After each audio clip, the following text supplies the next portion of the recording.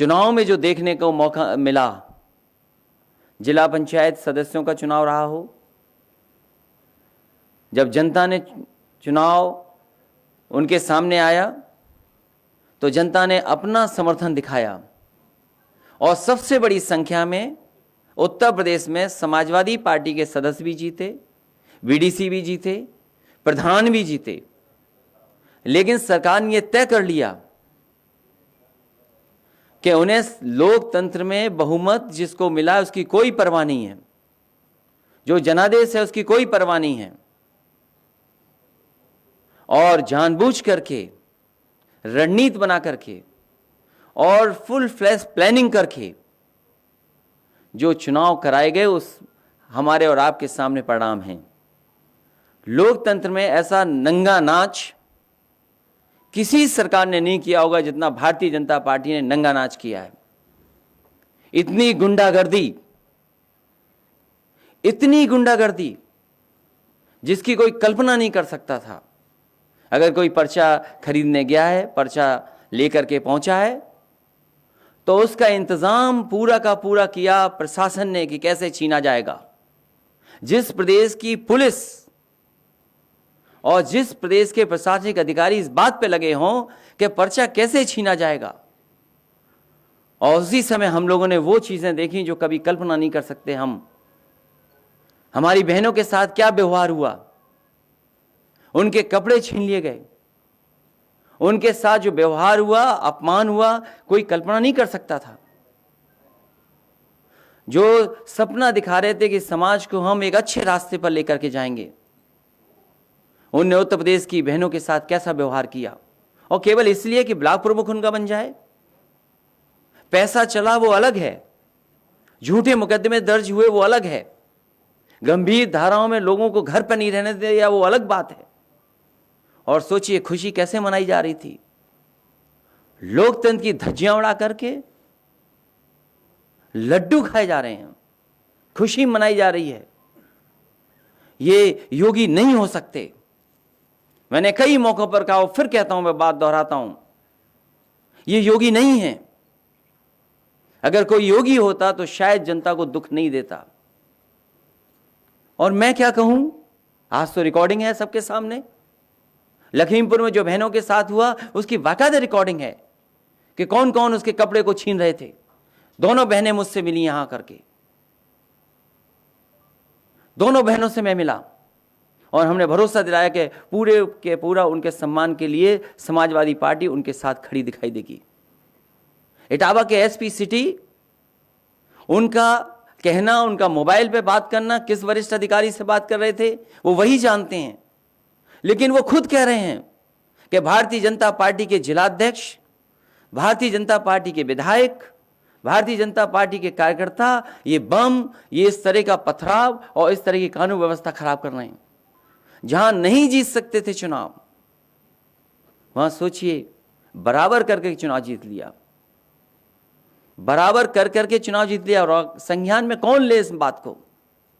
SP city अपमानित हो जाए, एसपी सिटी झापड़ खा जाए, पत्रकार खुलेआम पिटे उन्नाव में, प्रदेश के दूसरे हिस्सों में पत्रकार पिटे, इस सरकार को उसकी परवाह नहीं। वो भी लोकतंत्र को धज्जियां उड़ते हुए बधाई दे रहे हैं। इससे ज्यादा शर्मनाक काम और कुछ हो नहीं सकता। यह सब जनता ने देखा है और समय आने पर जनता हिसाब किताब करेगी और जनता इनको सबक सिखाने का भी काम करेगी। शायद पूरे पॉलिटिकल कैरियर में अभी तक मैंने गुंडा शब्द इस्तेमाल नहीं किया था। जब से पंचायत के चुनाव देखे हैं टीवी पर और लोगों ने बताया और जानकारी की कि भारतीय जनता पार्टी से बड़ी गुंडागर्दी वाली पार्टी कोई हो नहीं सकती।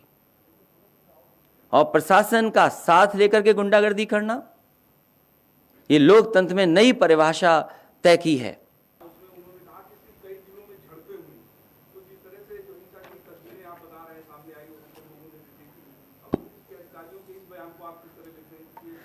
अगर पुलिस पिट रही हो, पत्रकार पिट रहे हों और पुलिस अपने लोगों को न बचा पा रही हो, एसपी सिटी का वो कथन, उनका कहना सरकार को स्वयं संज्ञान लेकर के उन दोषी लोगों के खिलाफ कार्रवाई कर देनी चाहिए। अगर एसपी सिटी उस समय कह रहे हैं कि भारतीय जनता पार्टी के जिलाध्यक्ष, भारतीय जनता पार्टी के विधायक, भारतीय जनता पार्टी के कार्यकर्ता बम चला रहे हैं, पत्थरबाजी कर रहे हैं, पीट रहे हैं, मुझे थप्पड़ मारा है, अगर पुलिस उस समय हाथ खड़े कर लेगी तो आप किससे उम्मीद करोगे न्याय?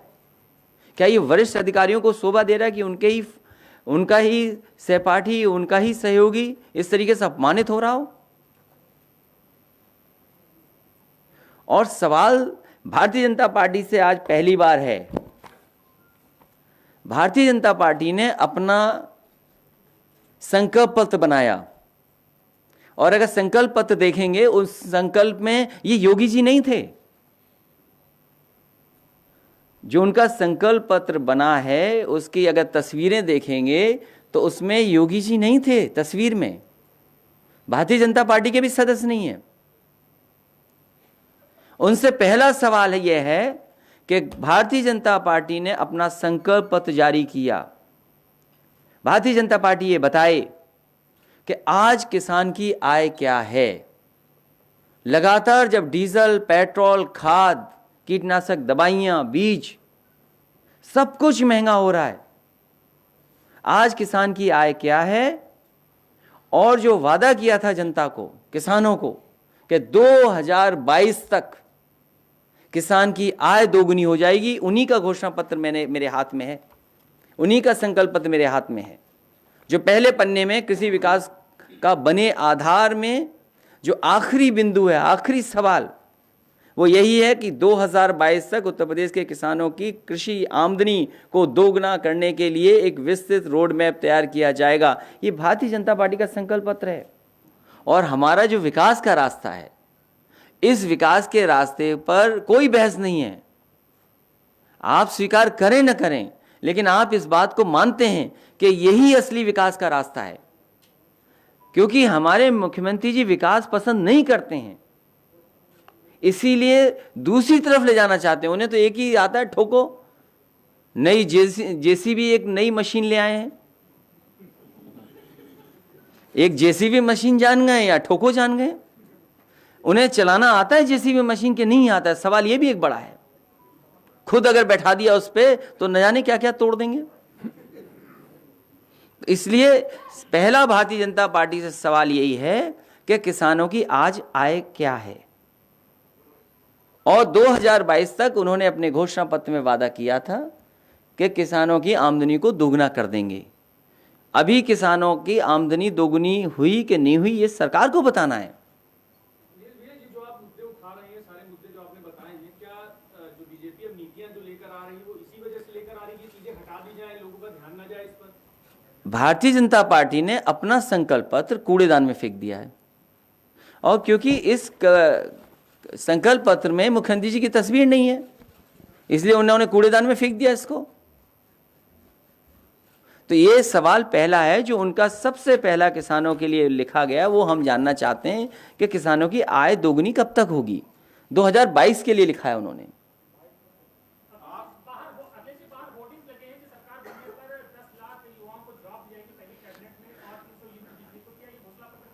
अभी घोषणा पत्र आएगा, इससे ज्यादा किसानों की मदद, इससे ज्यादा नौजवानों के रोजगार, नौकरी का इंतजाम समाजवादी सरकार करेगी। मैं तो आपसे कहना चाहता हूं कि कभी मुख्यमंत्री जी ने कहा है कि super critical thermal plant, 660 super critical thermal plant, कभी उनके मुंह से सुना है कि नहीं सुना है? अगर नहीं सुना है तो वो बिजली के बारे में नहीं जानते। विपक्ष की कोशिश होगी, समाजवादी पार्टी की कोशिश होगी, ज्यादा से ज्यादा दल को साथ ले लें।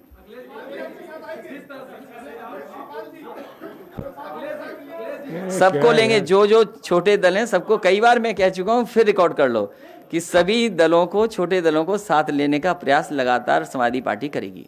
सरकार को घेर रही है, क्या सभी ऑपोजिशन के जितने भी दल हैं, क्या वो डेथ ऑडिट की बात कहेंगे और उसको लेकर आप लोग आगे बढ़ रहे हैं? समाजवादी सरकार बनने पर ऑडिट होगा, और ऐसे सरकारी अधिकारियों ने जिन्होंने आंकड़ों को छिपाया उनके खिलाफ भी कार्रवाई होगी।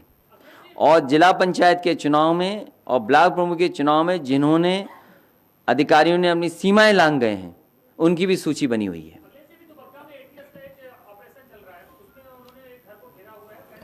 मैं उत्तर प्रदेश की पुलिस पर और खासकर बीजेपी की सरकार भरोसा नहीं कर सकता।